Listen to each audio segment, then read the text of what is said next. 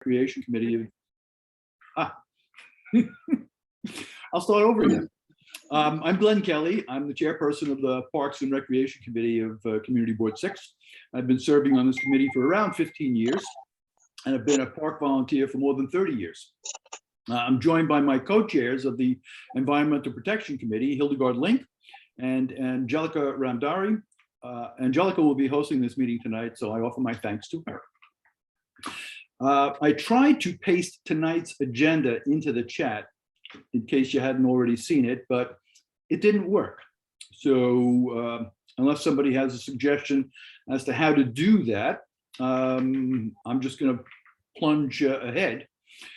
So this meeting is intended to be an overview of specific conditions or concerns at some of our parks.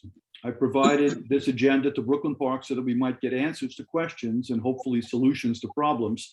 It's my hope that we won't get bogged down in any one topic that is not likely to be resolved in a Zoom meeting. It is my intention to arrange follow-up site meetings to address anything which needs more attention than we can provide tonight. So I want to share some good news with everyone. Our new New York City Park Commissioner is from Brooklyn. And our new mayor is also from Brooklyn. Our new controller is from Brooklyn. And our public advocate, well, he's still from Brooklyn. And the best news is that our mayor, Eric Adams, is supportive of spending 1% of the budget on parks. That's what I've read. Hopefully it comes to pass. And if it does, it means that our Parks Department will finally be able to do more with more rather than more with less. So we should all hope for that. And before we get started on the agenda, I will welcome our newly elected council members and their staff members. So if you haven't already, please introduce yourselves in the chat and provide contact information. I see Lincoln Wrestler here. So shout out to him and congratulations for taking over for Steve Levin in the 33rd. We don't cover a lot of the 33rd, but we're going to address some concerns and a particular park and some planning in that area tonight. So Lincoln, if you'd like to say a few words, please do. I really appreciate it. Thank you so much for having me. I am a big fan of CB6, so it's fun to be here, even though, as you said, we only have a little portion of it. We've got a couple great CB6 parks like Borum Park and like Thomas Green Park. I see Sue on here who does so much for Thomas Green Park. So we're really excited to work together, and it's great to always be joined by our legendary Brooklyn Parks Commissioner, Marty Marr, who I think lives in CB7, but you know, but works in CB6 and knows each and every inch of every park in New York City with his eyes closed.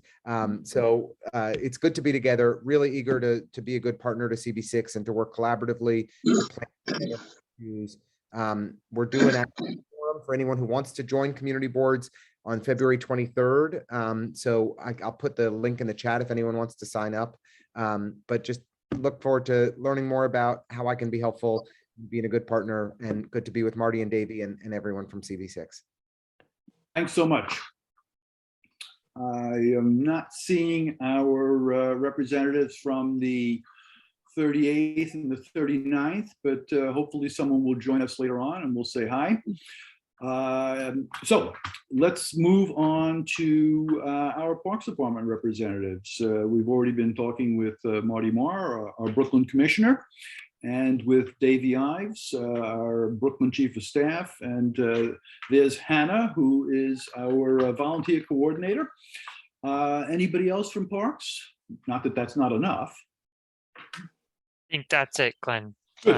So before we get to the specific agenda that I've prepared, Parks has kindly offered to give us an overview on planning the sort of capital projects that are coming up, maybe participatory budgeting. I'm not sure. So please do take it away. Sure. I don't know, Commissioner, do you want to say a couple words before we get started? Just that it's always a pleasure to work with Community Board 6. and you're very lucky in having elected officials, including Lincoln Wrestler, and the assembly member and the other council member. We're going to do the best we can with what we have, but I'll turn it over to Chief Ives to go through our capital status. All right. Okay. Thank you, guys. So I'm going to pull a presentation up on screen. So just let me know if you have any trouble looking at it. Actually, the host has disabled participant screen sharing. So I don't know if Angelica. We're gonna fix that right now. Yeah, not a problem. Okay, so before I start, I'll give you just an overview of what you're about to see. This is the active capital projects in Community Board 6. So these are projects that are in design, in construction, that are in the procurement process, and also projects that have been recently completed. I realize I said it in a different order, but you got the gist. So it's all the projects that are actively ongoing in Community Board 6. Angelica, let me know when you think I can go. It should be good now. All right, great. Okay, I'm just gonna pull this up.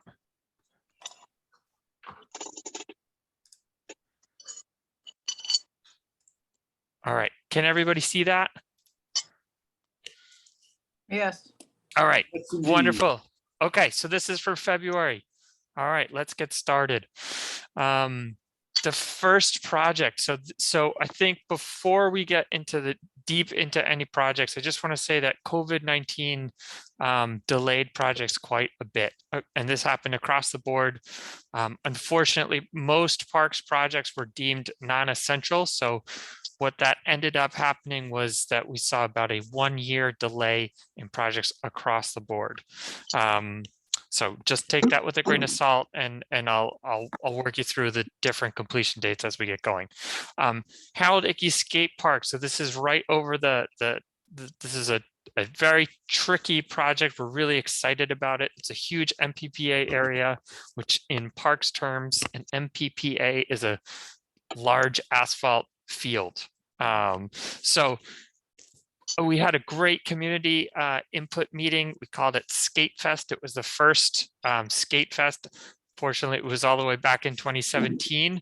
But due to this project was a little bit delayed because of some interface with the Bridge and Tunnel Authority, but it is moving, and right now it is projected to start this spring, probably towards the end of the spring in 2022. The next project is at Washington Park. So this is the dog run. We know that the dog run has had a lot of issues for a long time. So we are really excited to roll out the latest generation of brand new synthetic turf in what's called doggy turf. So it's been specially designed to handle all dog related activities. I'm putting that in the nicest way possible. This project is, unfortunately, we had to rebid it. Sometimes the Parks Department itself doesn't actually construct the projects. We issue out contracts for different contractors to build it, to actually do the building work. We put it out to bid back in 2019. However, some of the bids that we received, the prices for contractors to do it were just too high. This happened a second time in 2020 because our lowest bidder actually pulled out. So we've rebid it for a 4th time, and we're currently pending an award to a lowest bidder.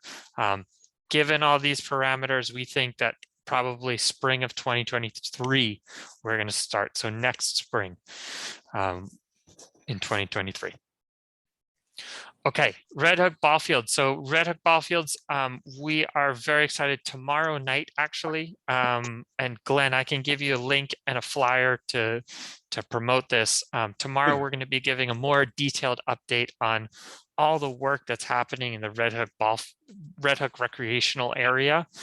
These are all the ball fields along Bay Street. As some of you know, it stemmed from an EPA investigation about contamination of the soil. Parks Department, close the fields, and now we're actually at the point where we have some good news to report. We're actually, the first phase is done. We'll go through all of these, but the overview is basically this first phase, if you guys can see my cursor in purple, was completed the end of the year. This next phase, which is right across the street from the rec center, is supposed to be done this summer. The third phase has started construction and is going to be hopefully wrapped up by spring of 2023.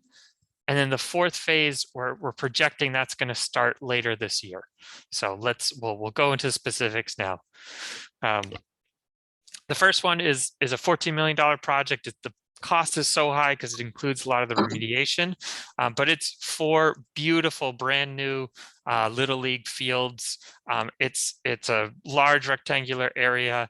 It's got a lot of flexibility in what can be programmed on there in terms of sports leagues. So you Little League soccer, Little League baseball, and any type of rectangular sports you want to play on there. So that opened up in December of 2021 last year.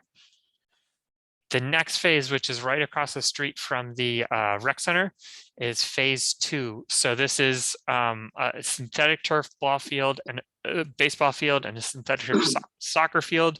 It also includes a lot of horticulture areas and trees and shrubs for shading. We've been delayed with COVID on this project. Unfortunately, this project and the project before, we have a really difficult contractor that we're dealing with, but that said, we are ready to wrap everything up this summer 2022.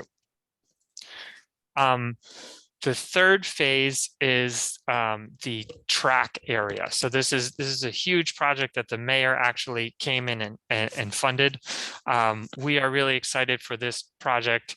It includes handball courts, a synthetic turf field that's wrapped around, that has a track wrapping around it, as well as 2 full-size synthetic turf fields. And so that's going to be a huge change to this area of the park, and it's really going to magnify what we're able to do in terms of recreation. The last phase in this project is the synthetic turf field. This is on Clinton Street between Clinton and Court. It's the last remaining part that's open.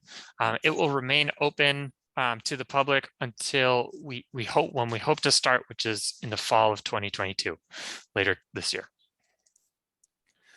All right. Also in the Red Hook area, but not related to any of the main ball field remediation work, is a small project that will provide water to the Red Hook farm. We know it's a much loved amenity down there. So we are hoping that this will start sometime in the spring. Okay, and then getting to the recreation center, I know that we got some questions about the actual the hours of the rec center and some other technical questions. Commissioner Marr will get into that in a little bit later, but I know I saw Marlene logged on earlier. So, but basically, I think this is just about the rec center in general. Is the rec center opened January 31st in 2022? All rec centers citywide were slated to open last September 21. However, the boiler was flooded during Ida. So due to that boiler damage, we were able to get new boiler, a temporary boiler in place and up and running in January. We have plans to keep this running, through the as long as we can until a more permanent solution is figured out. Okay, and then the other thing is there's actually $32 million, which might sound like a lot, but there's also, just keep in mind, there's a ton of work that needs to get done with the rec center. This is to evaluate some damages that happened to the rec center during Hurricane Sandy, and we're working with scoping out with the FEMA project and getting a getting the design firm on board that's going to be doing the work. But we'll keep you guys updated as construction nears. But at this time, there's nothing, no timeline for construction at the moment. And that. Davey, can I just cut you 1 second? Sure. If folks are not presenting, can you mute yourself, please? Thank you. Okay. Well, this is my last slide. So I'm gonna take the screen down at the moment. And I think, I don't know, Glenn, if you'd like me to open it up to questions, or if we want to just go site by site with that list that you produced. Well, I'll invite questions now if anybody has anything pressing. Otherwise, we'll come back to it as we go from park to park and from neighborhood to neighborhood.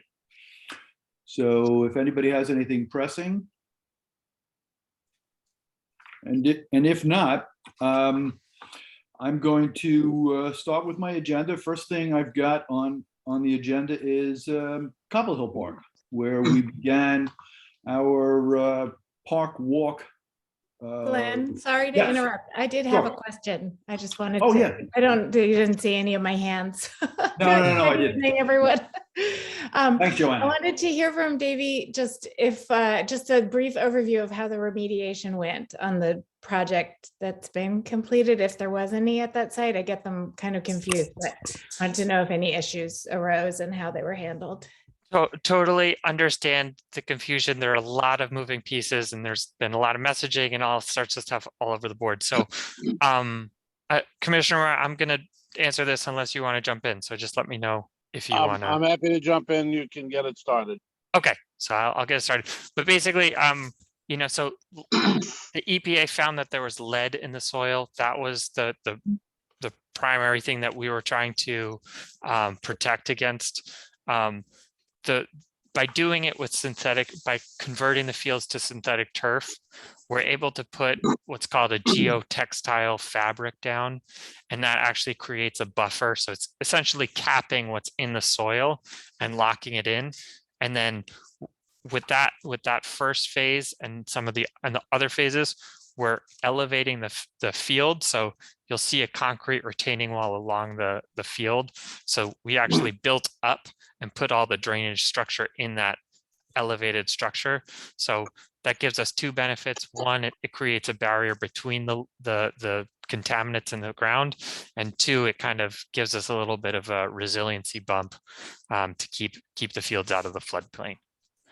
Does that? So just to follow up on that, you have to keep in mind what we're doing is with an abundance of caution, and we're working very closely with the Environmental Protection Agency. They delineated just the phase 1 and phase 2 area, but again, the city wants to be overly protective here, and so we're doing the entire 4 phases with this multiple $million contract. There was some removals, there was some clean fill put on, as Davey explained, for a cap. There's a fabric that caps that, and then the synthetic turf is on that. The synthetic turf was agreed upon by all the stakeholder leagues. It's much more resilient than natural turf.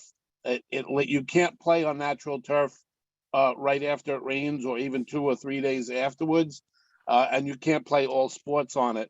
So the treatment that we're doing here, besides the remediation, also makes the fields much more versatile in their recreational use for both softball, baseball, and rectangular sports. Yeah, I was just recalling that there was some question about having to dig out around mature trees, and I wondered if that had happened and what the air quality monitoring during that was like, if there were any blips as things were being moved around. So we've been meeting for the past 8 years, I believe, 3 times a year with stakeholders, and there's actually meeting tomorrow night. But yes, we were monitoring air quality. They had to go through procedures. The trucks had to wash coming in, wash going out. So all of that was very closely monitored, not just by us, but by EPA as well. And we were in complete compliance with all of their requirements for that. Does that answer your question, Joanna? Thank Joanna, you. is that Good? Yes, Okay. thank you. So I just wanted to point out one thing Davey had mentioned at the Harold Dickey Skate Park, the MPPA, that's a multi-purpose play area. We have one in Carroll Park. It's basically an asphalt space, in case anybody was confused about that. I see that there's a question in the chat from Rory Deneen regarding preventative measures included in these plans in Red Hook regarding flooding. I think that question's been answered in that the fields have been raised. Some of them were raised already, but the one that's now complete, I know, is raised by a couple of feet. Maybe you could confirm that. Yes, yes, indeed. And there's a drainage structure underneath the field so that they don't flood and puddle. That's one of the great advantages of synthetic turf as well. Right. Okay. Great. All right. So any other questions then? Looks I'm like gonna move. I'm gonna. Tony, Oh, yeah. Tony has his hand raised. Okay. Oh yeah. Tony, can you hear us?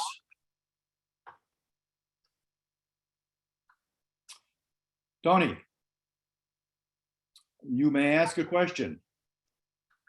Thank you. Tony, you just have to That unmute was an yourself. accident. I'm Okay, sorry. That was an yeah, accident. apparently that was a mistake. So Okay. I'm gonna move on to Cobble Hill Park. I see Amanda Nichols here from Cobble Hill Association. Liz And- is on as well. I'm sorry, Liz is on? Okay. Yeah, she's on as well. I didn't see her. I think it was Liz who mentioned to me concern about the condition of the mound in the center of Cobble Hill Park. And I know that's been problematic since the park was reconstructed. When? Back in the late 80s, I'm guessing? Yeah, it's well over 30 years ago. Yeah. Glenn, I don't have that on my agenda.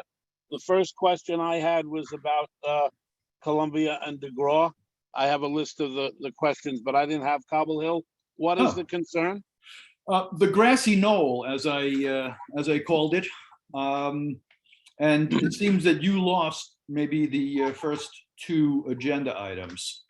So yeah, I don't expect we're going to spend a lot of time on this, but I know it's an ongoing maintenance issue.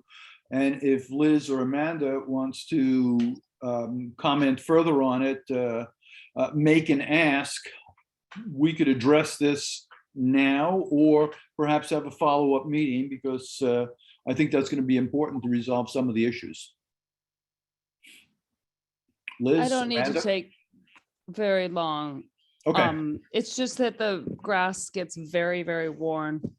And I don't know if there's a better kind of grass, or, you know, if Parks has a general solution for places that get a lot of dogs and a lot of foot traffic and a lot of blankets sitting and crushing the grass, and, you know. We'll have our gardeners take a look. Obviously, heavy use and compression is not good for grass. It's a partly shaded area anyway. But Davey, ask Jamie to have a look this spring and report back to me to report back to the community board.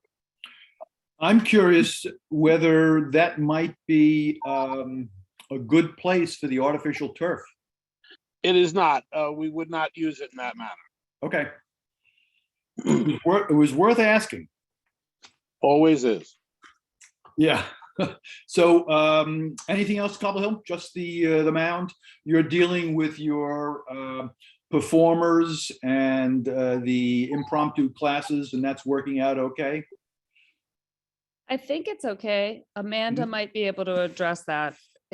I see it as a pandemic problem. Yeah, And yeah, maybe yeah. it'll come down as our pandemic. Well, we talked about trying to control the restrictions issues. permitting and working with the people so that they're not all there at the same time. Wondering whether any of that was necessary. Well, we spoke to the extent we could, a lot of people who were there. We got some people to agree to reduce classes, to move. We explained that regardless of the size of your class, if you have any sort of amplification, microphone, that's not okay. You know, people are still working from home. This is a small park in the middle of a residential area. We did get pretty good compliance. And then of course it's the winter. So we really haven't had a lot of outdoor classes for babies and, 20-degree weather. I think, I've already started seeing people start posting about classes for the summer and we'll see where we are. But hopefully as the people can move more classes indoors, we won't see as big of a problem. But if it continues, we are going to have to work on a schedule or some sort of rule around it. Okay, thanks. I'm going to come right back to you because the second agenda item is Upper Van Voorhees Park. And I had seen in, I guess, the next door,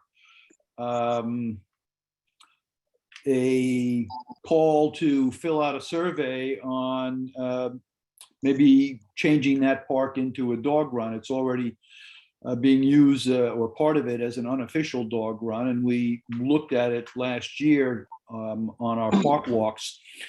Amanda, thank you for sharing the survey results. I did forward them to Davey, and I'm just curious to hear from Parks whether there's a possibility that this could be used as a dog run. I'll just say before you answer that my recollection is there were, I think, somewhere around 130 survey respondents, and most of them were very supportive of a dog run, although some said they would prefer it remain as a passive park. So I'm happy to answer, Glenn.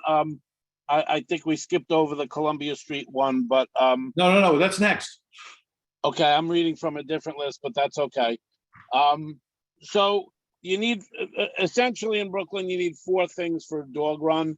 You need an organized group that's going to maintain it and police it, help enforce, that there's only 3 dogs in and that they're well behaved and so on. The second thing you need is a site that Parks agrees is appropriate for a dog run. I'll talk about that in just a second because I visited the site. The third thing you need is the support of the community board and the community. In this instance, it's not really a residential area, so I think just the endorsement of the community board. And then you need the capital funding to construct it. We don't do makeshift dog runs where we just put up fence or there's already fence and put chicken wire in. As far as a Parks approved site, I actually went last Thursday to look at the site, and though there's 3 mature trees and 4 somewhat younger trees, I think it could actually work to have a dog run constructed there. You do have to bear something in mind, though, that the BQE plan is not complete. I know that they do intend on doing some work that affects their Atlantic Avenue exits. They have talked to us about consolidating Lower Van Voorhees Park into one site. I don't know if any of their plans affect the other side, but it's certainly a place that if it was funded and we had the endorsement of the community board, that we would consider making into a dog run for sure. The other part of that question was what role would Fortis play? Fortis has no obligation there whatsoever in that instance. All right, well, that's encouraging, I think. That's wonderful news. Thank you. Yeah, I'm not sure who's, if anybody's in charge of that survey, but perhaps Amanda or Liz, you'll share this information with those people. It's not something that's going to happen fast, as I was Marty, going to as Marty say said. that. Full disclosure, a typical, we haven't done a cost out. I've asked for one since I visited Thursday. A typical dog run is roughly in between $1 million and $1.5 million. It's very site specific. This would involve some hand excavation for it, and it takes our normal capital process 3.5 to 4 years to do. But that certainly doesn't mean it couldn't happen. And as Dave explained earlier, the surface that most folks like now is the doggy turf. It's very, very effective. We have it working successfully at 4 dog parks in Brooklyn. So we would definitely be open to doing that if it was funded. Marty, I'm curious to follow up on the dog turf. I know it was going to be installed over at the parade grounds, and we've been hoping for it in Washington Park. You say 4 locations already have this? Yes, the parade grounds has it, Manhattan Beach has it. We're waiting for it for Washington Park. And then there's another location that escapes my mind right now. Okay, well, that's good news. It seemed like a good idea to me when I was involved over at Brooklyn Bridge Park. How long has it been at the parade grounds, which I guess is the first? So no, that's the second. Manhattan Beach. Okay. It's been at Manhattan Beach for about not quite 2 years, and it's been at the parade grounds for about 1.5 years, I would say. And very well received, no maintenance issues, no cleaning issues, everybody loves it? There are cleaning issues that the people in the dog run have to do, the sort of obvious cleaning issues. And then we, God cleans it with rain, but we also have hose hookups as well, and it seems to be working quite well. Okay, wonderful. That's good news. Then moving along to the Brooklyn Greenway Park. Hey, Glenn. Yes. I just want, there's some questions. A couple of hands, yeah. Yeah, there are a couple of hands, and I think Liz had a good question in the chat. Liz, do you want to ask that? And maybe Commissioner Marr.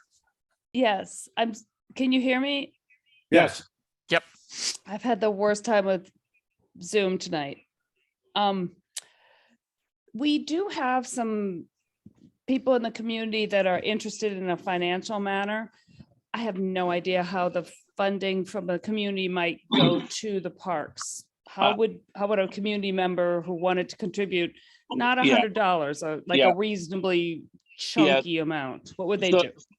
So just I can only share my 38 years of experience in this.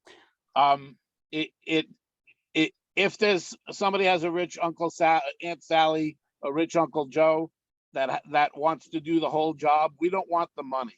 If we get the money, it has to follow the city system, and it's the same 4 years. And even if you combine private and public funding, it still has to go through the public process. If somebody has $1 million and wants to do the construction, they still have to hire a designer. They still have to do it to our standards. They would have to pay parks, architectural staff and engineering staff to supervise the job. But in theory, they could do it quicker and faster. In 38 years, I've never seen that happen. We've had that offered many times. I know that it's very difficult to raise money. I would rather people raise money for program things, whether it's for dogs or sports leagues or whatever. Let the city do what the city's supposed to do. I've never seen an instance in Brooklyn. In Manhattan, it's a different story. But I'm always happy to talk about that if somebody has a rich aunt or uncle to expedite the process. It's still a cumbersome process, but you could probably do it for less, and then probably half the time. You still have to go before the community board and the public design commission and all of the same processes, and we have to review it. It has to be to our standard. They would have to hire park staff to supervise the construction of the job. So and I've never seen it happen successfully in Brooklyn. Well, that's unfortunate. Okay, so there was another question here about trees. I'm not sure.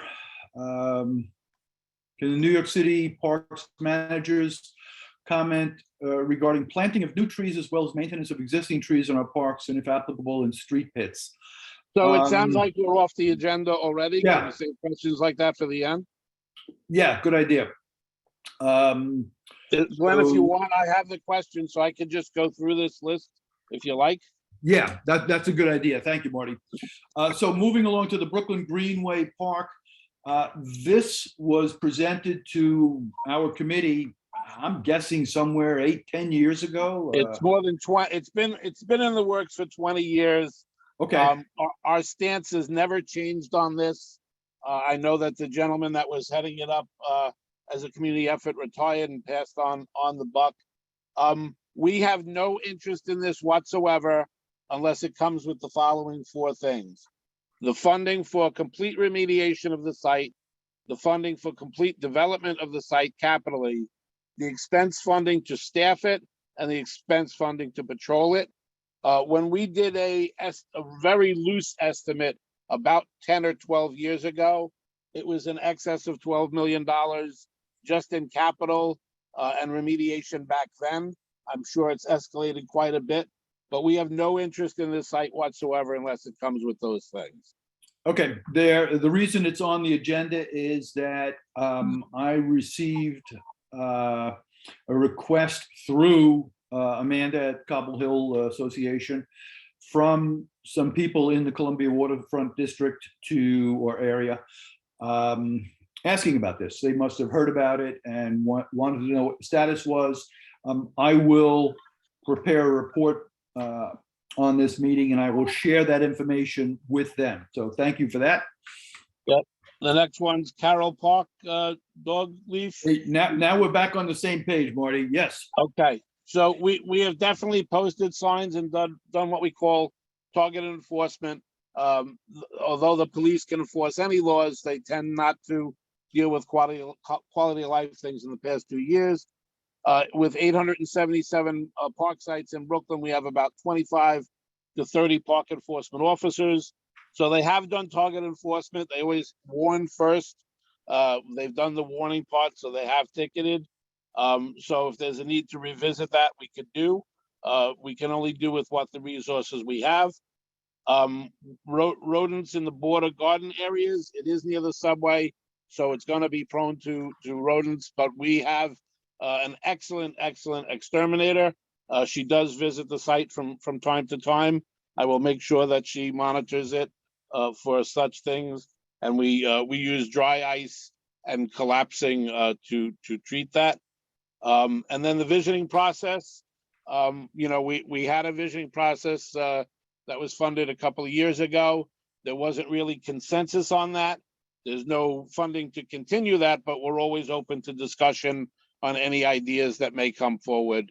There's no funding currently for any capital improvements at Carroll Park. Yeah, and this is not intended to draw you out, but just to let you know these are our issues, and Sure.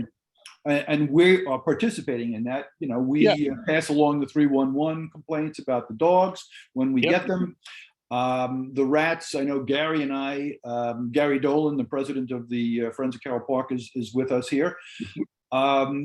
We have gone out and collapsed the rat burrows as well, and intend to, or would like to, continue working with your exterminator so that we are working together.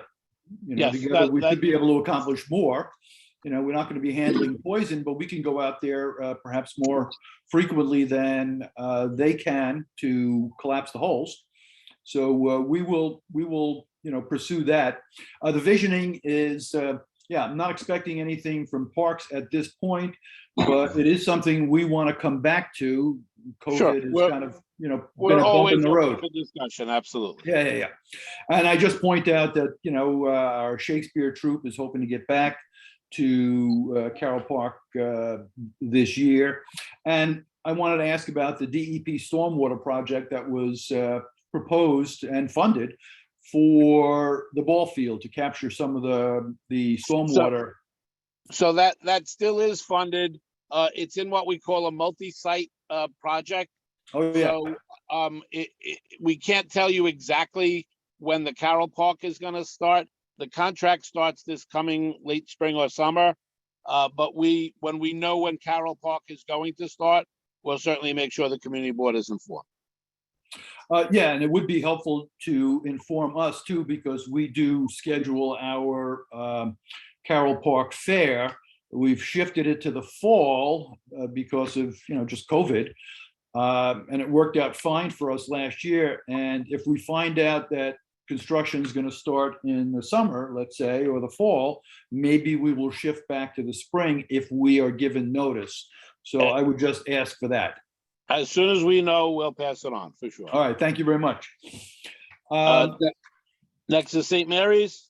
Yes, we don't have anybody from St. Mary's here. They were invited, but I did visit hello. there. Yes. Hello, Glenn. This is Yes. Ben Meskin next to Ennis Park. I spoke Yeah. at great length with the people over there, and we had a meeting about this. This came up at a Parks Department meeting. It may have been an informal meeting in the summer. And I don't think any of it's been addressed. Perhaps we could throw this in within his playground, because in his playground has just one issue, and it's the same as one of a number of issues over at St. Mary's. Yeah, right, and I'm going to get to you next. So, well, actually, well, we've already done Red Hook, so never mind. No, I think we're going to do Red Hook again. Well, We'll perhaps see. since there's only one issue at Ennis Playground and it's a very similar, the exact It's same issue later at in St. the Mary's. agenda. I think it's item 16. Yeah, so this is Ben Meskin, who lives near to Ennis Playground. Ben, just hold off so we can stick to the schedule. I'm going to come right back to you. Okay. St. Mary's, the condition that has been a problem for the neighbors of the park is noise. We visited that park last May on our walks. I met with Ben and with Anthony Barbera, the neighbor, last fall, and we're just kicking ideas around, trying to find a solution. And this is going to require a site visit with Parks. So I just put it here to sort of notify you that this is something that we're going to continue to pursue, and ask that Parks Department takes a role in finding a solution if it can be found. So let me understand, is it noise after hours? Is that basically the gist? Yeah, and before hours, because they have some musicians or kids performers that will show up sometimes at 8 o'clock on a Sunday morning, which is perhaps a bit over the top. And probably the more serious thing is that caregivers with young kids who need a restroom are put over the fence and encouraged to just pee against the fence and into the yards of these neighbors. Anthony said also adults do that as well. And perhaps he suggested simply putting up like a metal something, so if people tried that, it would splash back on them. That was the idea that was suggested, and I don't think we're going to accomplish much tonight. I'm just putting you on notice, Marty, Davey, that we still need to come back to this. I'm happy to hear what you have to say about it, but I think this is best done on site. I'm happy to send somebody to a site meeting. I don't know, again, we can do targeted enforcement. I know that we did put up some windscreen. It's not an ideal solution, but it's what we have available. I don't have the wherewithal to do a lot of modification to fences, but I'm always open to looking and seeing if there is a creative solution. So I'm happy to look at the site. As it turns out, the windscreens at St. Mary's, like at Ennis Playground, is the problem, because the one windscreen, the one or however it's spaced out, there may be more than one at St. Mary's, by itself, it simply doesn't accomplish very much. It's a windscreen and not a privacy screen. Right. We would like if you could simply put another one on top of it, perhaps on the other side of the fence. That might do a great deal. I can't do something. I can certainly look at it and see what's possible. So in fact, when we had the meeting last summer, Mr. Ives said that perhaps the crafts department at Parks could find a solution for that. Like in the old days, there was just long green plastic slatting. I'm happy to look at it on site. Right. So we are going to set this up as a follow-up to this meeting in order to visit these parks. There's a couple of them that will require more attention than can be paid this evening. We're not going to resolve this on Zoom, as I said. So Ben, you can count on me to set something up, let you know, and we will, we're going to kick this around till we find a solution, or decide that it's impossible and it may fall to you and your neighbors, but we're not there yet. To take self-help. So moving on to Red Hook Parks. Marlene, are you with us? I'm on Valentino Pier.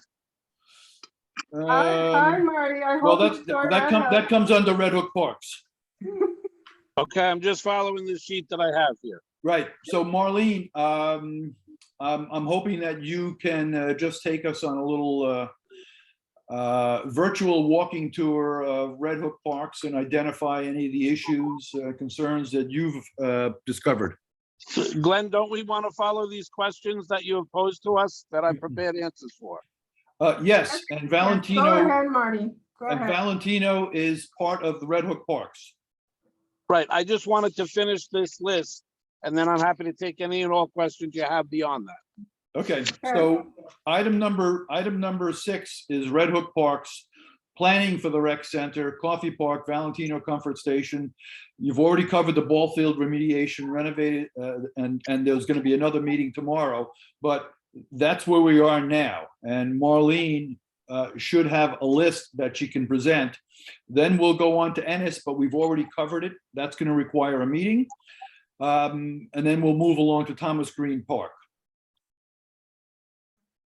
So Marty, you want to go ahead and answer the questions because you said you have a list? Yeah, I was given a list that we did a little bit of legwork on. Okay. Valentino here, it asked about a comfort station. Mhm. For about 20 years, we had talked about a boathouse and comfort station. We actually got funding from 2 council members ago to build one. We had a design when we were presenting it, about 8 or 9 years ago to the Parks Committee. There was a vocal minority that objected to the cost. I think it was $3 million back then. The vote was tabled. The council member at that time promised he was going to remove the funds and reallocate it somewhere. He didn't do anything. The funds were rescinded, so the funds no longer exist. DOT had a pilot program for pay toilets.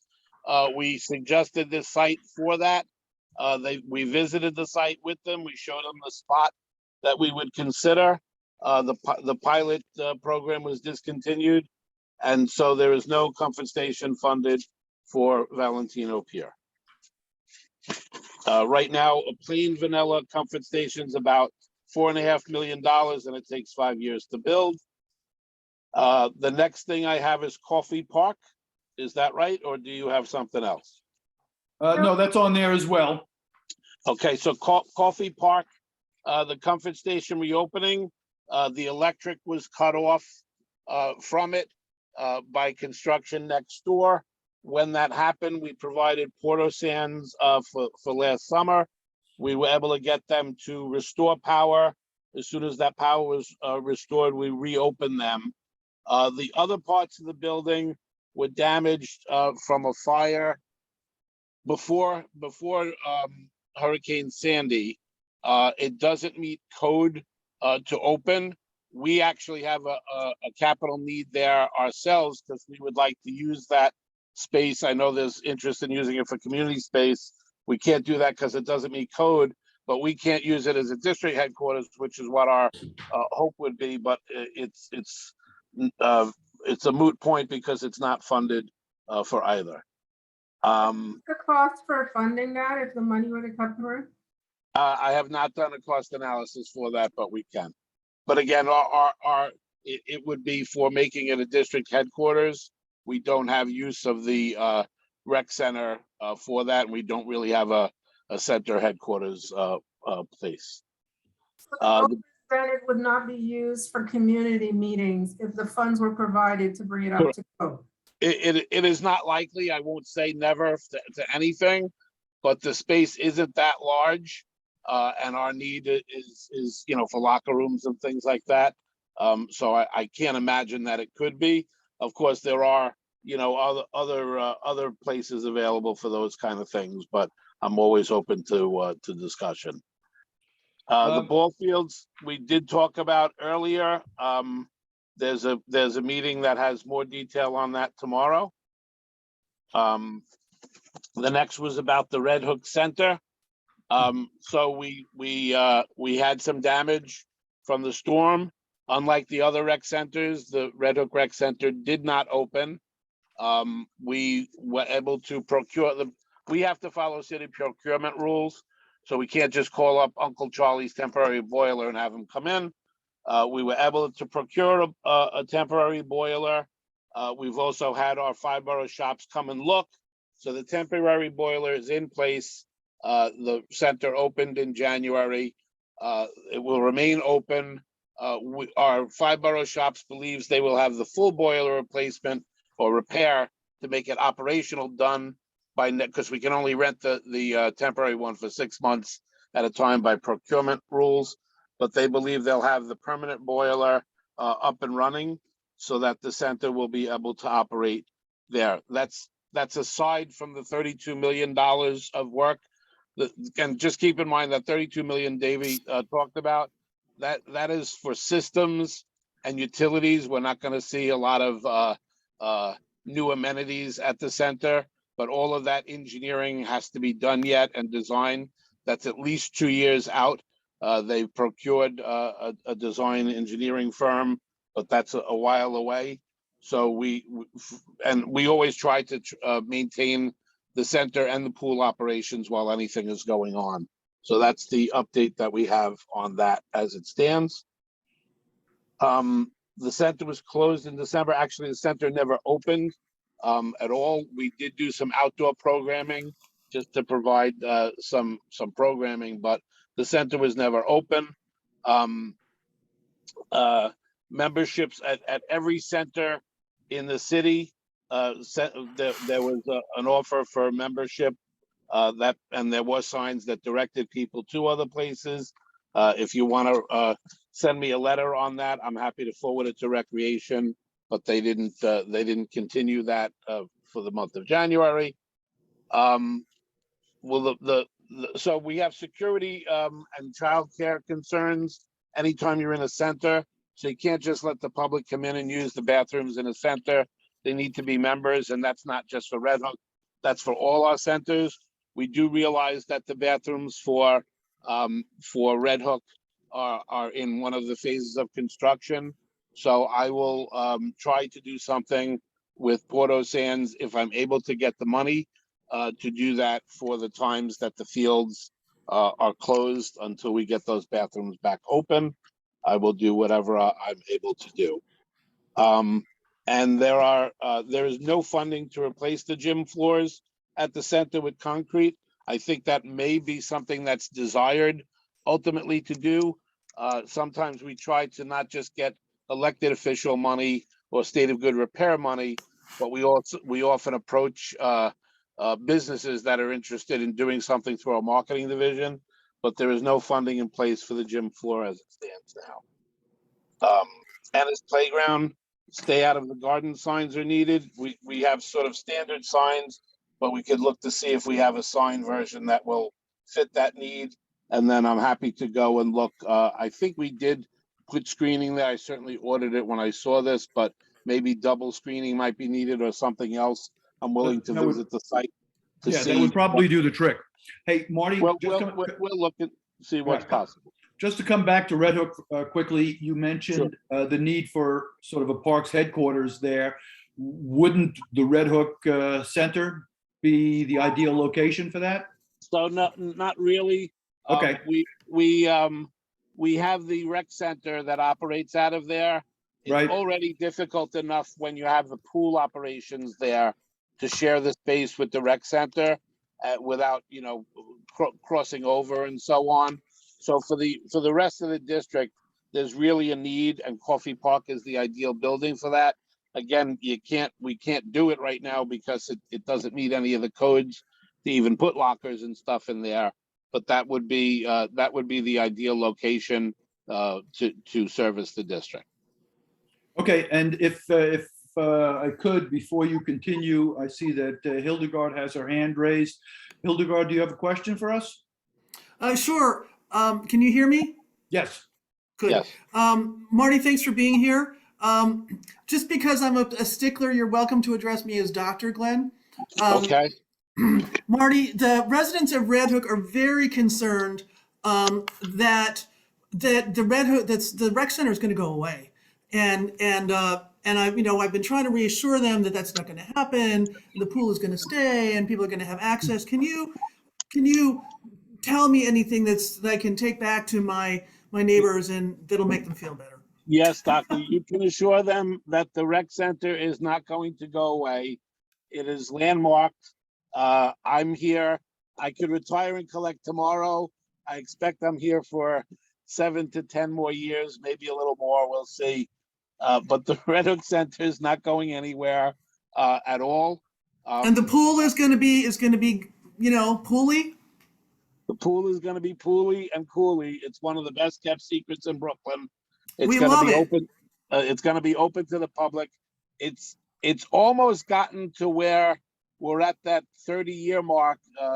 It was a roughly 30, a little more than 30 years ago that it was renovated, and the pool's needed every sort of 40 years, but nothing's funded right now for that. The 32 million will take care of some systems, but we're not taking the pool out. We're not taking the center out. We're not taking, I don't know if we're taking a brick or two out just to improve the systems, but no, there's money there so that it's there for many more years. One more question. So a little while ago, you mentioned the idea of, you know, getting outside funding to support various things. The gym floor, could we get somebody to help us out with that? Would you be okay with that? So we have a marketing division, and every once in a while, Models or some sneaker company, I'm not that savvy at all that, they'll come to us and say, what do you have in neighborhoods in need and things like that. Oh my And goodness, over here. We'll offer some, you know, playground basketball courts or gym basketball courts and things like that. We know it's a disaster. The deputy commissioner for recreation is a friend of mine, and she is very, very interested in doing something with there. There's just nothing funded right now, but it is something that we want to make happen. So we'll direct anybody who's interested to you. That's fine. Perfect. Thank you so much. Free money is always our favorite kind. So Marty, I have a couple questions on follow-up. I wasn't sure when to ask the questions, so I'll just ask them now. You mentioned gym floors, there's no money for that. How much does that gym floor cost? I don't know. Okay, so can we get a cost on that? Because we submitted, meaning Red Hook Conservancy has submitted the gym floors to participatory budgeting. It is well beyond it. So let me say something about participatory budgeting. It's a great program and it works well for a lot of entities. There are very, very, very rarely parks projects that fit the moniker of participatory budget. They typically cap out the projects at 500,000 or sometimes $1 million. And very, very rarely is there a parks project that fits within that. On occasion there is, but it's very rare indeed. So the gym floor is not likely something that would be in participatory budget eligible. You're assuming then that the floors are gonna cost more than $500,000. Again, I don't have a price for it. I'm sure that recreation has been pricing it out. You know, what we can do with city funding, Models could do quicker and cheaper. It still has to be to our standard. So I don't know what their latest strategy has been. We all know that the gym floor is not in good condition, and we all know that we want to get it done. So I will do it as a capital cost out in concert with recreation and our architectural team. Okay, yeah, if we can get a price on that, that would be great. Other thing as well is you brought up the issue of the bathrooms and being able to maybe provide some temporary bathrooms over on that side while construction is taking place. Any idea of how long, I mean, once, you know, folks start coming back, I guess by late March to use the ball field a little bit more, any idea of how long it would take to get temporary bathrooms in? So what I would do is I would look at Porto Sands. I would do them in groupings of accessible and regular ones. So I have to look into that at this point. I would probably do them from April through October. You have to also keep in mind that bad things can happen in Porto Sands. So I want them to be within the fields, not out on the street. But I have to look at that. Okay, Because also too, the fact is the food trucks are there and those individuals who are selling from there need to use the bathroom as well. And oftentimes they try to come over to use the rec center bathrooms because that's the only thing they can access unless they go all the way over to coffee. So the Right. bathroom is a huge If thing. the food vendors would like to get a permit for putting some porta sands in, I would also entertain that. They're servicing the people, you know, in the park, but they're servicing their own customers. So I'd be open to that too. But I will take a look and see what is possible.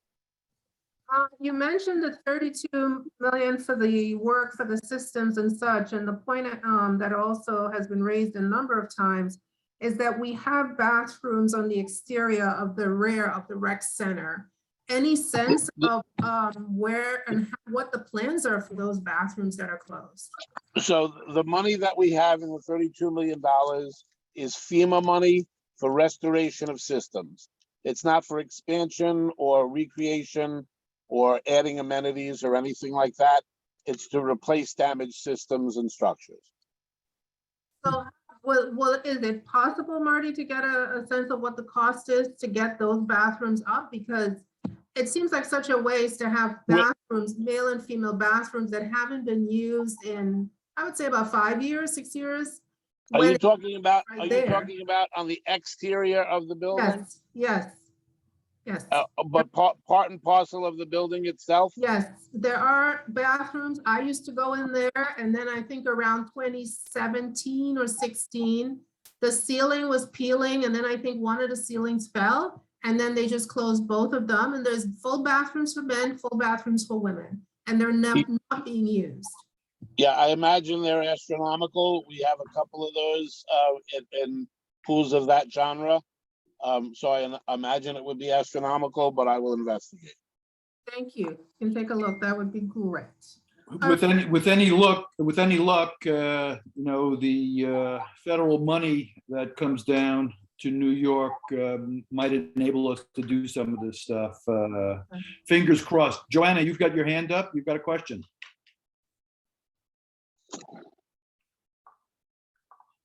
Joanna, you're mute. You're muted. Thank you. Wanted to revisit the bathroom at Valentino Pier and just remembering, I don't know how long ago it was, but there was a lot of community support for getting some kind of facility out there. And I remember that there were objections to the cost, as Marty outlined. And I think at that time, there was a lot of talk about what can the Parks Department do to streamline the procurement and maybe do some design build, do anything basically to get the costs down, because it was just a couple of stalls and it was coming in at over 3 million. And now it's just a couple of years later and we're hearing that the price has gone up another 33%. So I'm just wondering what Parks is doing to address these like cost, you know, through the roof kind of situations for basic amenities, and also to consider what temporary facilities might be placed there. So then as now, we have no control over the cost. These estimates are based on real bids that are coming in across the city. I have very difficult time back then explaining a $3 million bathroom, just as I have the same difficult time explaining a $4.5 million bathroom now. But those are based on real costs of real construction that we've done.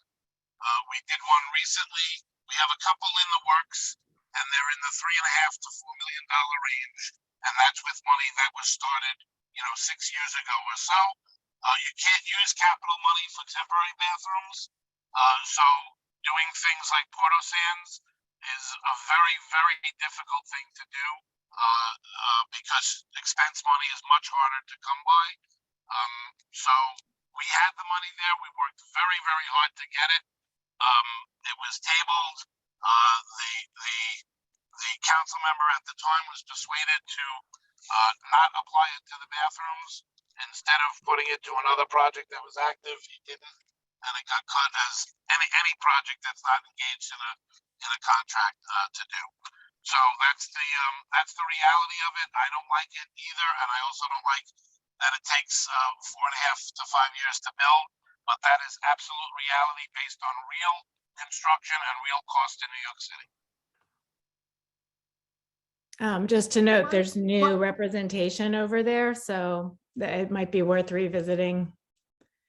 Yeah, but you also have to look at all the other priorities in CB6, and they also have a lot of CB7 as well. And there's at least 4 playgrounds, no 5, including Coffee, that are in great need of renovation. Marty, so are you, if we have our council member for Red Hook area is open and interested in coming up with ways or partnering with others to be able to find the money for the bathroom at Valentino, are you open to that? I'm always open to discussions that are legal and meet our standards and meet code. Thank you. All right, if there are no other questions, we're going to move on to, we're going to jump over Ennis Playground because I think we've addressed that and it will be addressed at a follow-up meeting. Thomas Green Park, Double D Pool Status Report and Planning. I just want to recognize Sue Wolf, who's with us here tonight, and ask if she has anything to add, or perhaps you'll wait until after we hear from the Parks Department as to their understanding where we're at with the temporary pool, with the remediation planning, what their expectations are. Well, obviously, we want to know about the temporary pool because we've heard nothing. That's one point. The second point is, since this pool will be removed by National Grid, probably in 3 years, there is time to now really design the new Thomas Green Park, which would include the community building and the bathrooms. And we would hope that there is, Parks did a kind of very nice just floor plan of what the new park could be. But we think it's time to really get in there and have it designed by your architects so we can have some idea of prices, because this is going to have to cost a lot of money to the city. Perhaps we get corporate money, but we need to know what we're asking. Those are the 2 points. Thank you. So Hey, Marty, yeah. your voice sounds very tinny, and it doesn't sound like you at all. You seem to be changing your audio a little bit, so just be aware of that. Oh, I didn't do anything different. I think there's still battery power in my phone. Okay. So We can hear you. It's just that you got a little sort of tinnier and sounded far away compared to earlier. okay. That's better. That's it. Okay. You're back. Maybe I was facing the wrong way. So we do know that remediation for Thomas Green is required. We do know that it's going to take multiple years, and that we do know that they're obligated to do a temporary pool. I do not have a time frame, and I do not have a location of that temporary pool yet. When we have that, of course, we will share that, both time frame and location for that. And as I understand, the temporary pool needs to be up and running until the new pool is ready to replace it. Absolutely. Yes. And so just no one from Parks, I should say, and I don't know if this can be negotiated into when this whole thing is being worked out, but Parks is not able to engage in design unless something's fully funded for construction. So there's not going to be anybody coming up with a plan. You are correct, we work very hard together, and thank you for that, for the conceptual plan of what we wanted, but that was just that was just conceptual. It doesn't have any engineering or any real architectural design to it. It's just basically a footprint as you described it. But Parks cannot work on any design until something is fully funded for construction. It's a little bit of a catch-22. Our planning division sort of handles this kind of stuff. It doesn't really come into my purview until it becomes a little more real. We do get updates from them And I was just at a meeting with them last week, which is how I know we don't have a timeline just yet, but they are obligated to build a temporary pool until the new pool is constructed. We will have input into that. Obviously, if we have input, we're going to make sure the community board is involved with that. You know, the obligation may be to one level, and you're right, we may need to achieve our dream, we may need city money or something above and beyond what their obligation is. I don't know that yet either, but we will certainly work together on that when that time comes. I just don't have a time frame for you right now. Yes, but the catch-22 is you want something to be fully funded, but we don't know what to ask for because we don't have the expenses. Right. I mean, but you ask in concept for what we have in concept, and that's what our planning people will do. And it's really parks that will have to do the asking. So I think we're in agreement on what we want. We want to see that sort of vision plan we put together. And as I recall, it was a 2-story building that could serve as the lockers and space for the pool when the pool is open, to serve as a comfort station for Thomas Green, but also have a community room for meetings and things like that. I think that's the vision shared back. Yeah. Could it be 10 years ago, Sue? It's a while ago now. Something like that. And it also encompasses a green roof.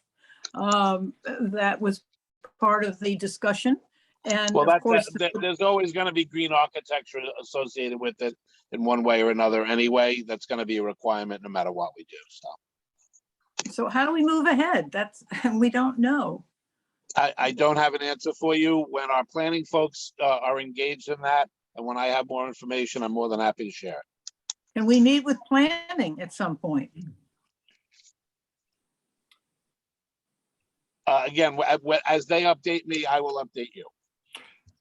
Sue, I would suggest you reach out to your new council person, Lincoln Ressler, and explain your goals and enlist his help in trying to push this thing forward, because it sounds like you're stuck, and you're also stuck because of the cleanup of the Gowanus Canal and dare I say reluctance of National Grid to pay more than they have to, and the hesitancy of the city to move forward at maximum speed to get the tanks built and all of that. All of that is a wrench in the works to get this done. And it's going to take longer than any of us would like. So get with your council member, I think, is your best bet. Fine. And you know, look, keep me in the loop. I'm happy to help. If you want to set up a meeting with him, I will gladly participate. Fine. And we're happy to join any discussion as well. Okay, great. So anything else, Sue? Oh, that's plenty, I can say. Yes, that's plenty. Thank you. Yeah, sure. So next item on the list, Marty, you're showing, I guess, Gowanus Esplanade. I might need to explain why this is all there, but do go on. Gowanus Esplanade. Okay, so anytime that there's zoning and private construction that requires the Esplanade, again, our planning office interfaces with them. There's sort of two options for developers. One, they're required to do some sort of public open space. Many of them do privately owned and maintained public open space where they do the maintenance for it. They also have an option of turning it over to us, putting in what's called a trust and agency account, where they put a principal in and the interest from that principal pays for staffing and security and patrol. Most of them opted to maintain it themselves. That has been the case thus far with the Waterfront Esplanade development. So as that happens, we go parcel by parcel. We have to do a sign off, not so much on the construction, but on that it's providing a recreational amenity. We always make suggestions to them, like this is going to be difficult to maintain, or you're going to have a tough time, or this isn't very wheelchair accessible, or whatever. But they're required to do the building, and many times they opt to do the maintenance. I know that there's another question later on that comes to rezoning and about public place, so I'll hold that one on till then. I don't actually have anything on the list with regard to public place, but let's stick here for a moment. The DEP facility, the storage tanks that are going to be built next to Thomas Green Park. Yeah. DEP has stated that they will make open space on top of these tanks available to the public. I assume they will take responsibility for maintaining it, but I could be wrong, and I'm curious to know what your understanding is. We have seen some of the conceptual designs on those. We have made suggestions to those as to what, for shade, for how trees can grow. A lot of it is roof structure, so they're limited in what we can do. We've Right. made suggestions to them. I don't think there's a final determination whether they'll maintain it or will maintain it yet. I believe you're correct. I believe that they're going to, but I don't think that's been finalized yet. Marty, if I could add to this, this has been discussed with Steve Levin. We were hoping for a possibility of demapping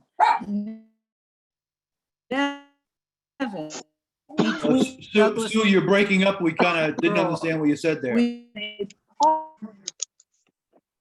Sue, your audio is cutting out. We had this. I don't know what to do about it. You cut out, but I heard. Can you hear me? demapping Levins.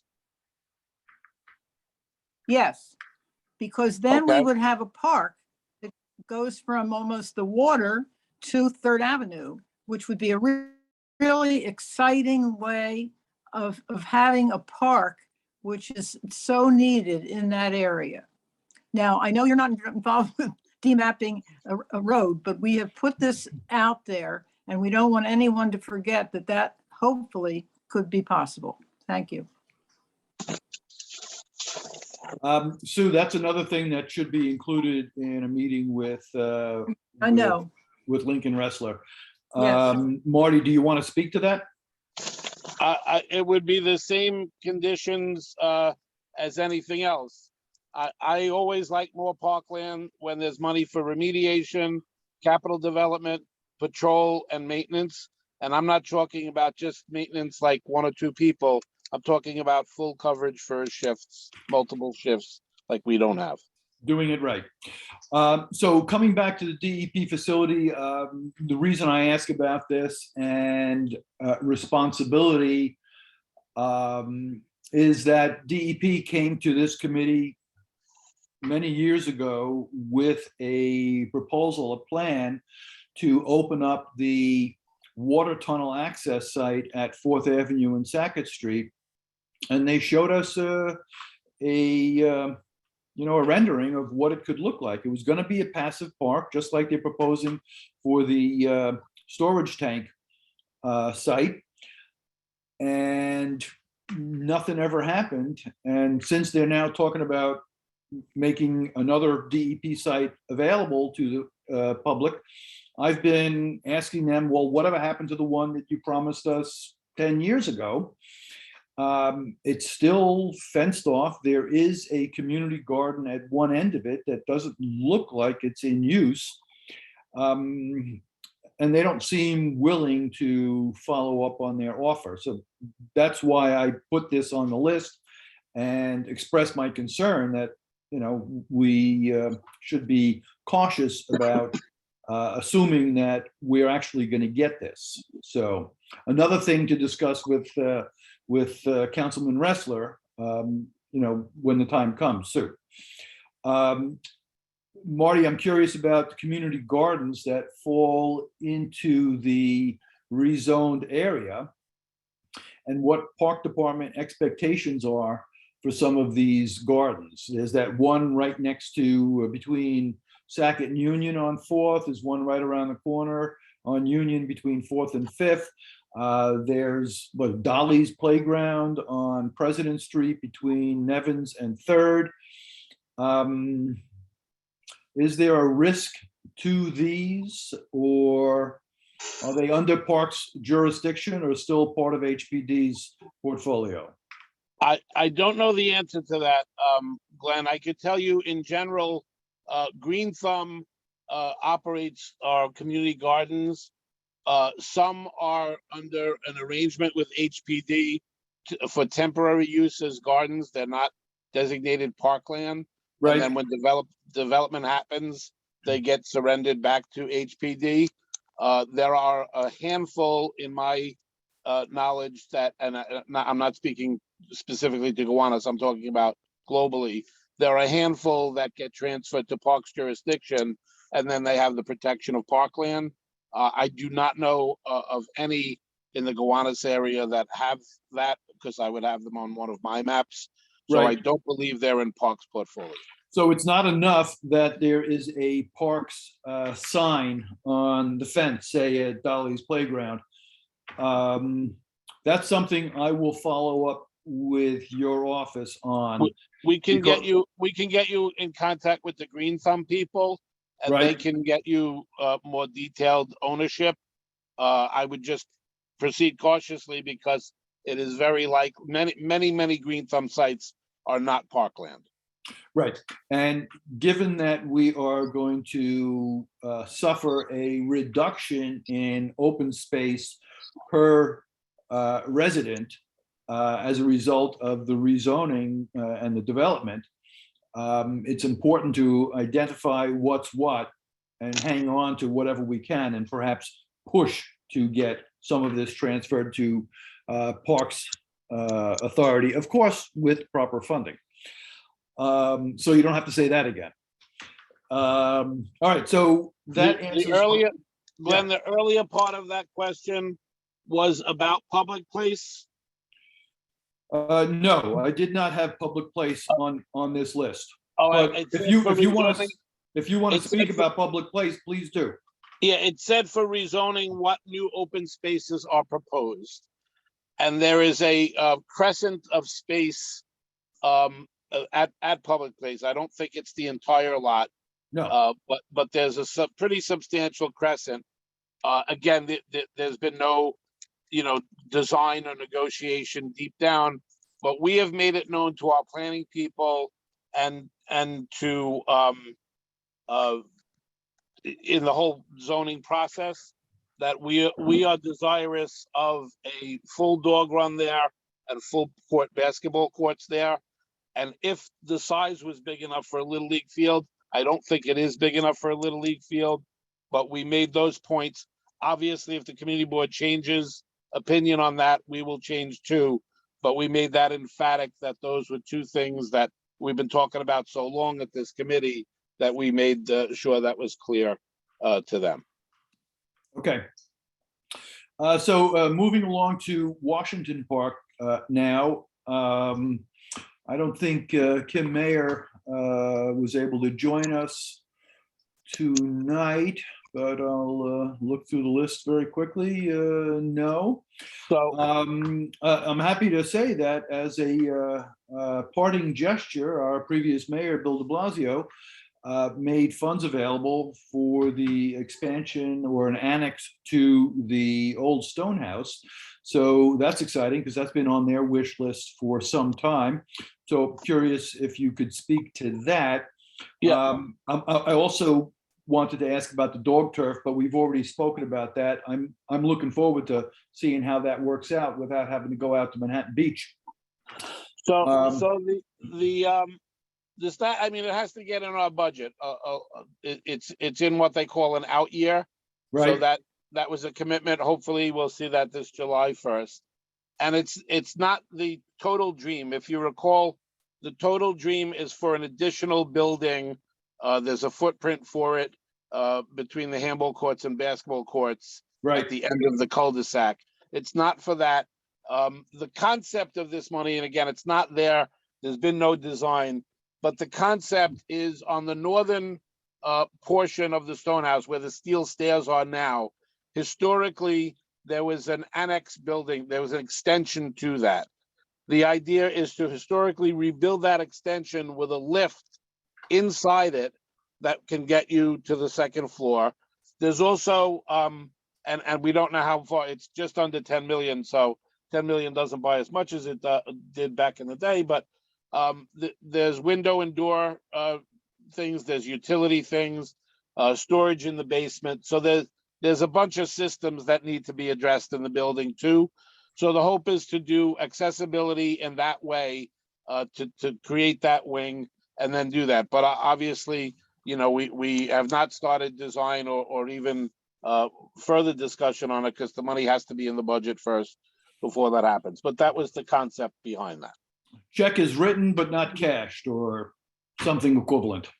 I'll let that be your statement.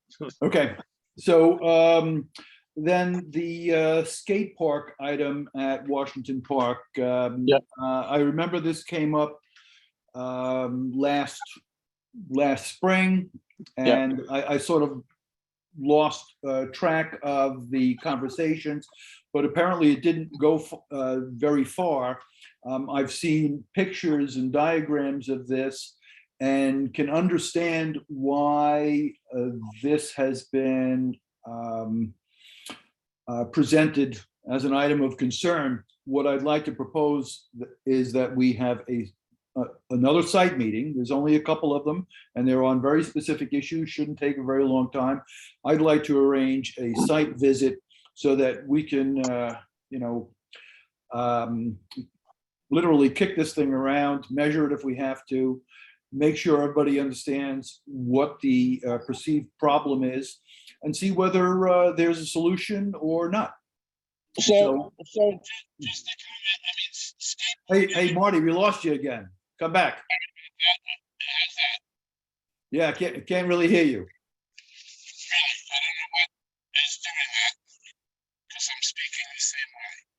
Huh. You didn't, you're not facing the other way again.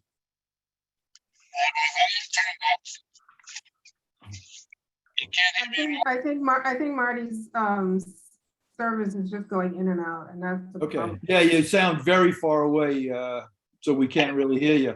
Davey, you want to take this? I don't need to sound far away. Is that any better? No,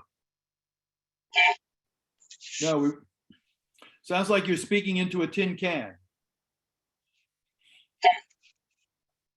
I'm not sure why that's the case. Right. Still hear him a little bit. I can tell you that this was designed by Spawn Ranch and donated by Spawn Ranch. Is that better? Yes, right now it's better. Okay, so Yeah. This was designed by Spawn Ranch. It's one of the country's forerunners in skateboard park design. It was designed and donated and installed by them. All of our equipment has to meet national safety standards. Skateboarding is an adventure sport. No, make no mistake about it. We realize that we can't enforce everything. We do have signs that suggest head, arm, elbow, knee, and shin protection. Not all kids do that.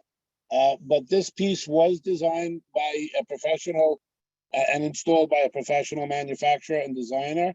I don't want any kid to get injured on anything, a picnic table, a fence, or the sidewalk, or anything like that. But this isn't enough to warrant its removal. It's not like I've had 100 kids or even 6 kids get hurt on it. I've had one complaint about it, but it again, it's designed and installed by a renowned installer, and it meets the national safety standards. So I don't have a lot of reason to remove it. Again, it's an adventure sport. It's one that people of our age might not necessarily get completely, but kids can be very resilient. And when I say kids, I mean from 4 to 40 plus, because there's a large range of kids that use it. I'm happy to visit the site. That's all, Marty, that's all I want to hear, because I think we need to extend the courtesy. to the person who raised this concern. I think it merits a site visit with someone from Parks. I will be there, you know, and you know, one or two other people. Let's see if we can come to some sort of agreement, even if that is to, hey, nothing can be done. We have to at least make an effort. So thank you for that. So I will again follow up with your office. Which brings us to the last item on my agenda, but you know, hopefully we can answer whatever questions are dumped into the chat afterwards and take any questions from our attendees.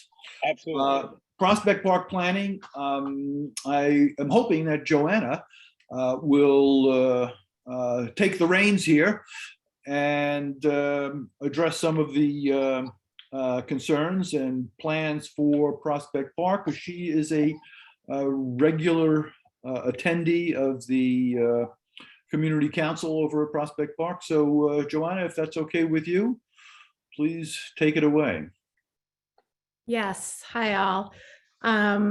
As Glenn mentioned at the top, we have a new head of the Alliance because Sue has gotten the ultimate promotion. Is going to be in charge of every park in New York City. So we're going to be overseen by James Snow, who's been the COO, CFO for many years, super competent and easy to work with. Just saw a good description of the breakdown of what the difference between the Alliance and the Parks Department when it comes to Prospect Park is. I wanted to share, which is that the Alliance deals with the blue and the green parts of the park, and Parks Department is in charge of the gray things. So does that suit Marty? I don't know. That helped me kind of get my head around who's doing what in the park. That's not correct, but It's not correct. Okay, that's the Alliance's take on it. But anyway,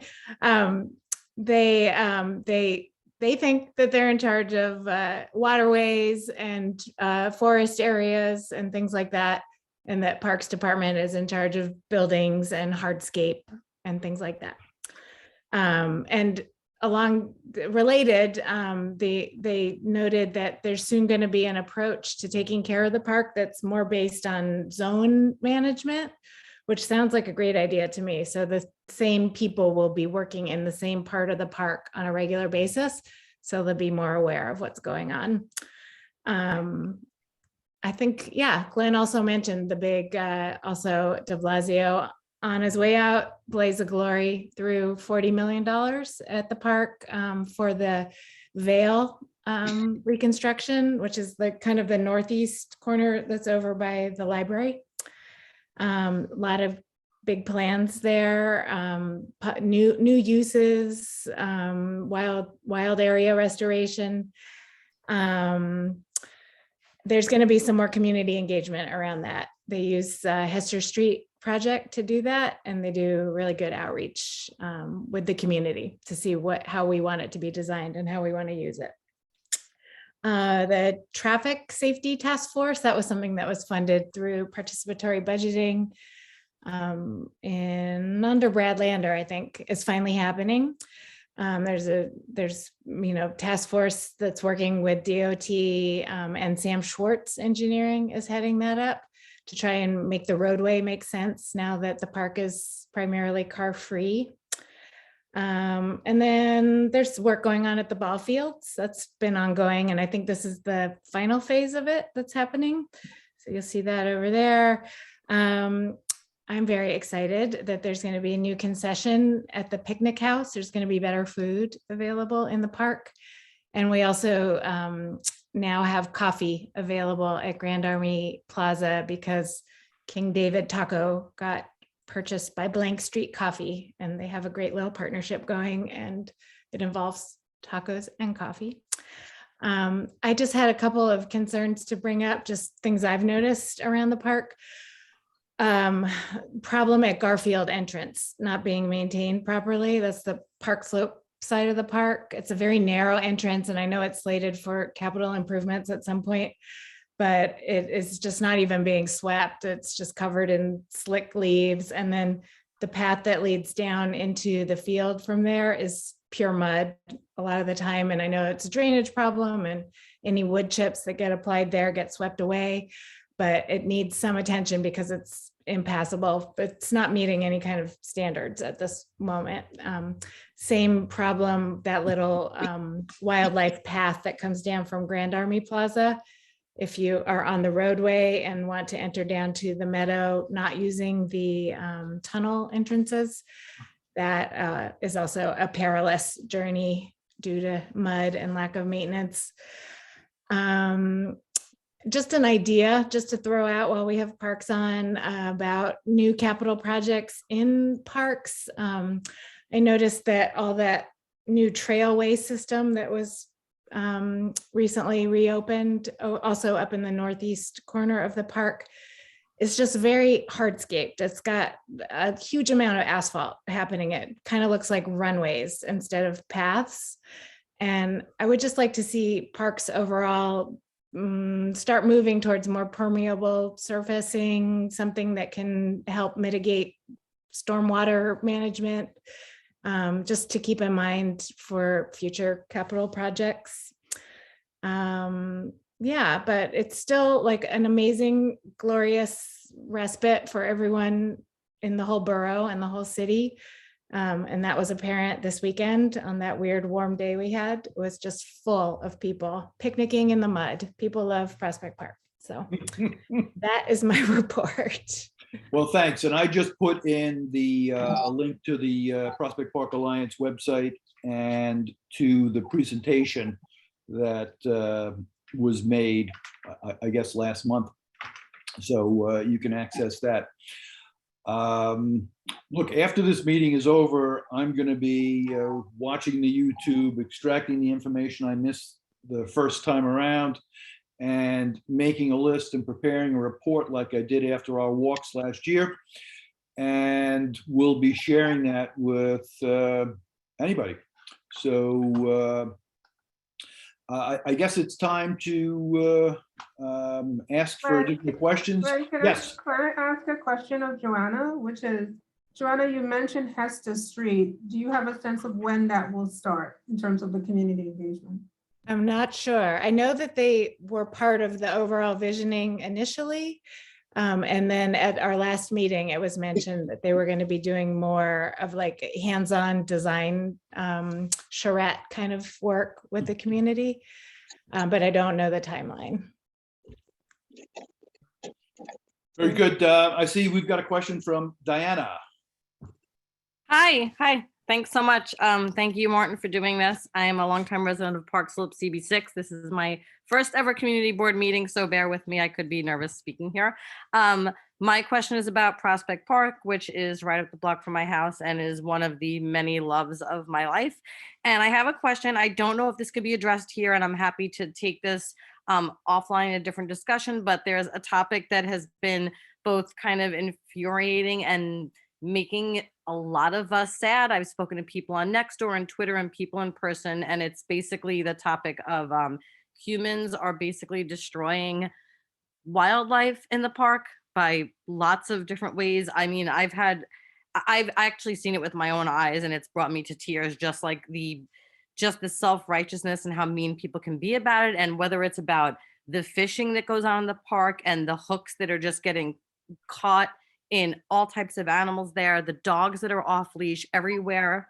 I mean, people defend themselves saying, oh, but it's between off leash hours, but they have their dogs running around the park on the trails, not just in the meadow or where they're supposed to be. It's a really big problem. And, you know, we all think of Prospect Park as our backyard, but it's really not. We still have to treat it like it's a public place. And it's just people are running amok there with these types of rules with their own animals and with fishing.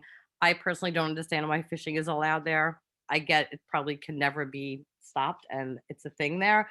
But between fishing and people just disrespecting and not really taking ownership of their supplies when they're fishing, and 3-pronged hooks being stuck in trees. I've actually had one stuck in my finger walking by a tree once, making barbecues on open grass, which is very dangerous for people and animals, and the off-leash dogs. Also, one little bit, I'd love to see recycling in the park. That's my story. I have no idea if this falls under anything here, especially with Joanna said about blue and green for Alliance and gray for Parks Department. So I'm not really sure. Diana, thank you for bringing that up, recycling in particular. Years ago, recycling cans were put out in my park around the corner, Carroll Park. Blue and green, very expensive recycling cans, which I think at the beginning, people used properly. But it's come to my attention that Parks has no ability to collect them and recycle it. This is really something that's only done by sanitation. And it is something to, to consider how we're going to deal with this, because it's foolish not to do that. And I'm curious to get some feedback from Parks if this has been something which is discussed with the rest of the city and on how to get this organized properly.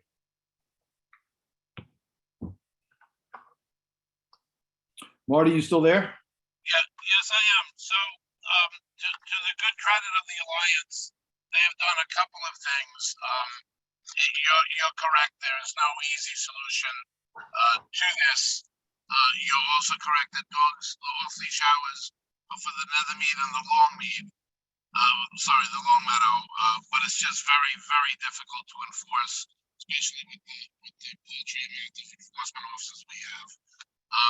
The fishing, you're right, it's been there forever.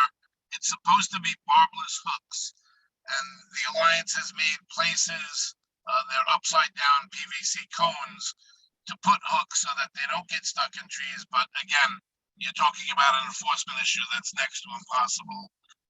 Recycling, Glenn is correct. We simply do not have the capacity, and even Department of Sanitation, in the handful of places where we do recycling, you have to pick up we collect our own garbage in the Parks Department, and we do that on a daily basis. And sanitation cannot come and take the recycling on a daily basis, so you need to store it somewhere. If you had double the staff to put them in locations around the parks, we've done some pilot programs at Fort Greene Park and McCarran Park, and we find that the places that we're storing the recycling until sanitation can pick it up are infested with rats. So that there is not an easy solution to any of that. It's really a matter of having the capacity of staff and the specific vehicles so that you can pick up daily. If you're not picking up daily and keeping the recycling containers separate, then you're going to get mixed trash. People are going to, the people that do at least not litter and put it in the trash, it's going to be mixed trash, and it defeats the purpose. I know that's not the answer people want to hear, and I wish we had recycling too, and the staff and equipment to do it. It's simply that we don't have the staff, and sanitation doesn't have the ability to collect from us daily to do that. It's something that I think should be something we strive for as a city, as do I think people controlling their dogs and abiding by the rules of fishing and other stuff. And I know the other wildlife stuff that you're talking about. I've seen some pretty vicious things happen, and again, it's a matter of enforcement. And I wish we had the staff to do more enforcement on that kind of stuff. But you are correct. Thank you. It is. I have a quick question about just a really quick follow-up for the staff. Is it a matter of having more money from a budget to pay staff, or just not having the staff? I mean, it's both staff and equipment. You need drivers, you need people to collect it. I've been here for 38 years. When I first started, we had 1,200 full-time people in Brooklyn, and in the summer, another 1,200 seasonals. All told, including administrative people, we have less than 500 people in Brooklyn, and our areas have, I won't say they doubled, but we have many more areas to take care of. So we simply don't have the numbers of staff. We can't even cover a second shift. And then for vehicles, you can't have the same equipment that you're using to collect garbage to collect recyclables. So you need to increase by threefold the amount of vehicles, and then vehicle maintenance and so on, and then where you store the vehicles and so on. Or get sanitation to have that staff so that they can come in. It's just a really cumbersome and difficult thing. Anything else, Diana? No, no, thank you. Thank you All so right, much for answering. take your hand down. Anyone else have any questions? I just wanted to quickly ask if Parks could throw up the PEP number in the chat so that when people do see some of the things that Diana was talking about, they know where to call. Thank you, and I'll put that in the report once we have it. And I just 311 is the number you should call for any situation that gets sent directly through them through central communication. 311 doesn't really work in the parks because of the lack of the geolocating problem. Whenever I call 311, they don't know where to put the problem. I find that PEP is more familiar with the layout of the park and can get to the spot. That's a good point, Joanna. Marty, what should we do about that? I will inquire. PEP gets their dispatch stuff via 311, so I don't know the answer to that off the top of my head. I'll follow up and we'll try to get an answer out to everyone in the report that I create. I just wanted to follow up on something else that Diana had mentioned. The assault on the wildlife. Go ahead, Marty. PEP is Park Enforcement Patrol. Yeah. It's unarmed quality of life officers. They don't report to the borough, they report centrally, but there's a handful of them for the entire borough. So Diana mentioned the danger to wildlife in the park. I just want to point out that we're also dealing with the assault on plant life. I can tell you in my park around the corner, there is such intense use this past year or two because of COVID.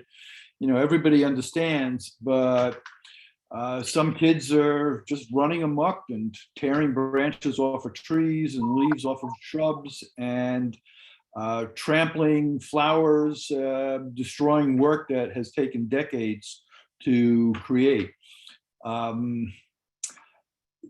It's strictly going to be through talking to people and education that, look, if we don't take care of this, we're going to lose it. So, you know, I don't have a good answer for that. Clearly, Parks Department doesn't have the necessary funds to keep replacing lost plant life, and you can't just replace a tree that gets knocked over or broken in half because of 6 kids are climbing in it. And it's unfortunate. I mention it here just out of frustration and thought it was a good follow-up to what Diana was saying.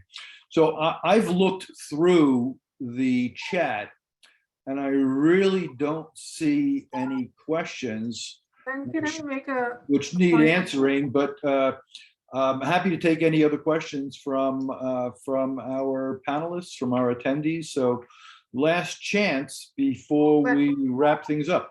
Glenn, Marlene here. Yeah. Just wanted to point out to Marty and Davey, which is sad, but since the new ball field has opened in Red Hook, folks have actually been taking their pets and putting it inside over that short fence with the new planting. So that's one challenge that we're already seeing. And then the other issue is that, you know, until I would say 3 years ago, maybe 4, prior to the pandemic, we didn't have this, but now it's the norm that folks are actually bringing their pets to put them inside of the fencing around the recreation center because we have those open areas. So now folks are actually making it the norm now to come and walk their dogs in that space.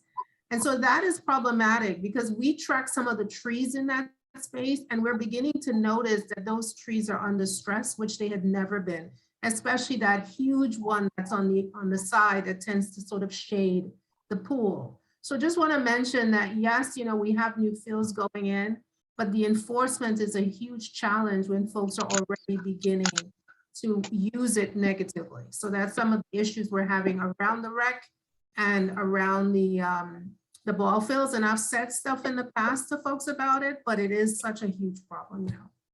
Marlene, I know they've done in the new ball fields, they've done some enforcement.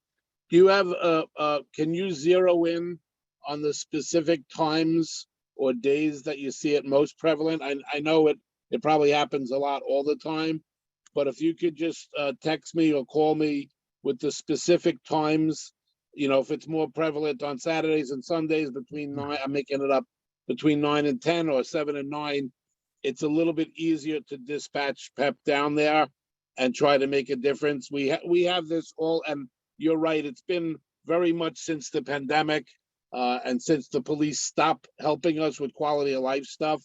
It's been much more prevalent, not just in Red Hook, but everywhere. But we will make an effort. We did, when we first opened the fields, we noticed that, and they did respond and issue some tickets, but obviously there's more work to do, and similar to the spaces around the rec center.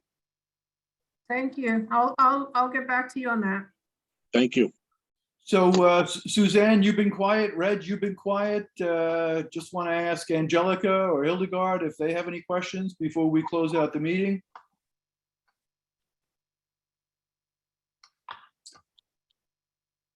That's a resounding no. All right. So I'll say it once more. I will prepare a report based on what we covered today, and I will follow up and set up some site meetings to pursue some solutions to some of the concerns raised here. Thank you all for coming. Marty, thanks again for everything you do, and you as well, Davey, and you as well, Hannah. Thanks to my committee, and thanks to Angelica for handling the meeting. I do see one hand up here all of a sudden. Can't tell who it is though. Oh, I think it's Marlene. Oh, Marlene? Sorry, I'll take it. Okay, very good. Hi, All right. everybody. All right. Good night. See you next Bye, time. everyone. Thanks, everybody. Have a good night. Thanks, everybody. Hi, good night. Good night.